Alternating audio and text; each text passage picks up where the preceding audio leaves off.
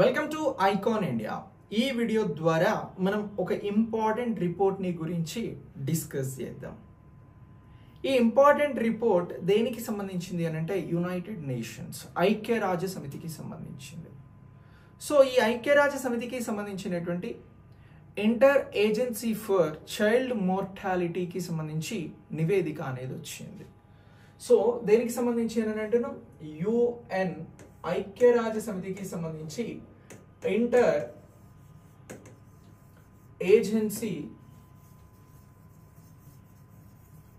For child mortality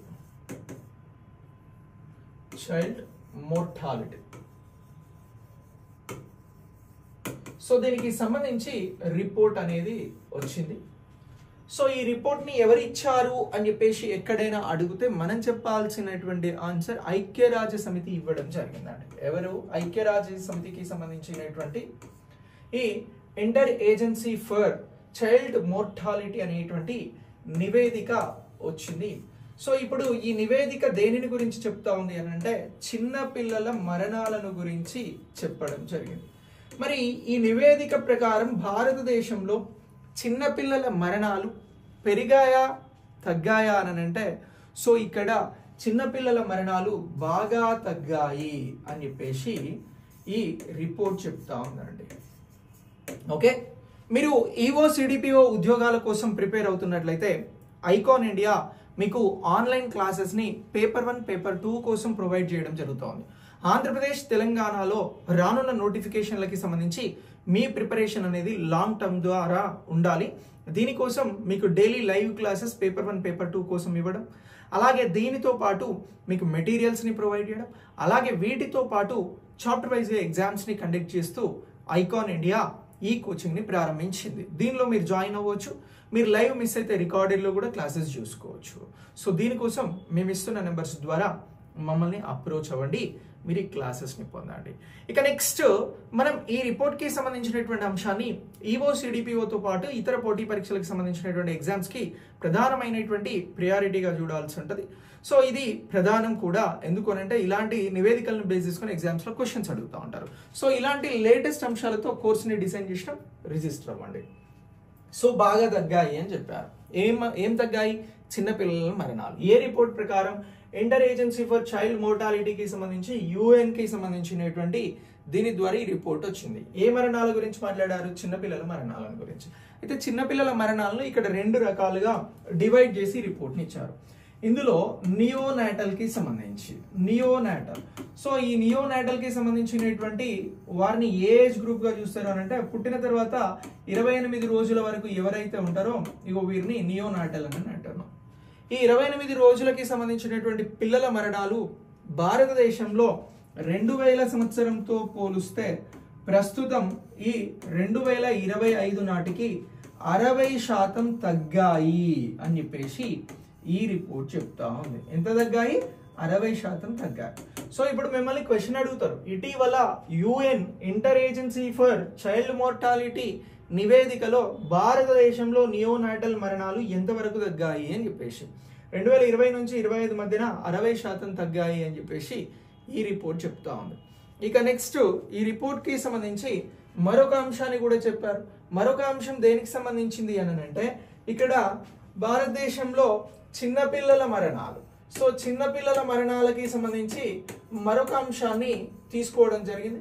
ఈ చిన్నపిల్లల మరణాలకి సంబంధించి ఇక్కడ అండర్ 5 years ఏజ్ ఎవరైతే ఉంటారో ఈ పిల్లల మరణాలు కూడా 2000 సంవత్సరం నుంచి 2025 మధ్యన 70% వరకు ఈ మరణాలు తగ్గాయి అని చెప్పేసి ఈ యుఎన్కి సంబంధించినటువంటి ఇంటర్ ఏజెన్సీ ఫర్ చైల్డ్ మోర్టాలిటీకి సంబంధించినటువంటి నివేదిక తెలుపుతా ఉంది.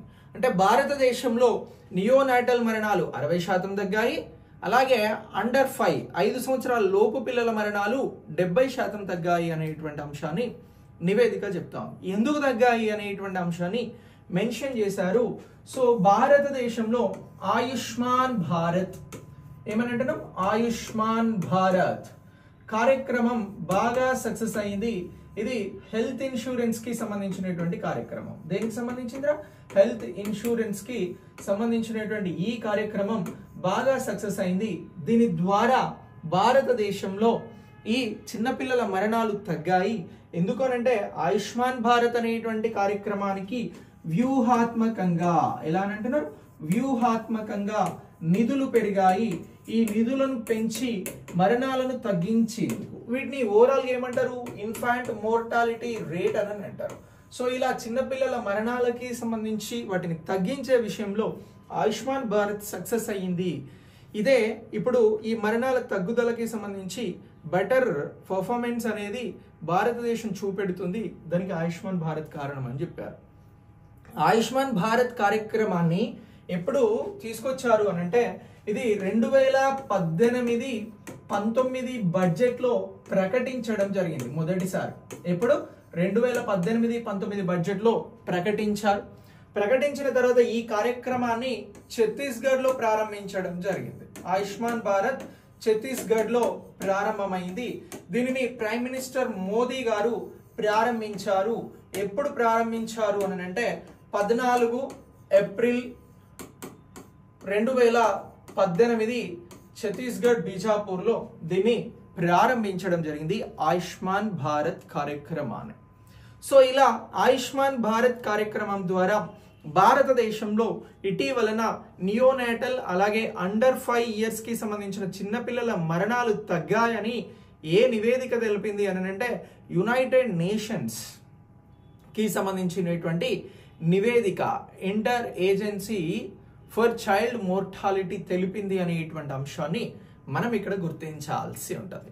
మరి నియోనాటల్ మరణాలు ఎంత తగ్గాయి అని అంటే 60% అని చెప్పేసి, అలాగే అండర్ 5 years కి సంబంధించిన మరణాలు ఎంత తగ్గాయి అంటే 70% తగ్గాయి అని చెప్పేసి ఆన్సర్ చేసారు అనుకోండి, ఆన్సర్ రైట్ అవుతుంది. సో ఇలాంటి లేటెస్ట్ కాంటెంట్ తో ఐకాన్ ఇండియా మీకు ఈఓ సిడిపిఓకి సంబంధించిన క్లాసెస్ అందిస్తా ఉంది.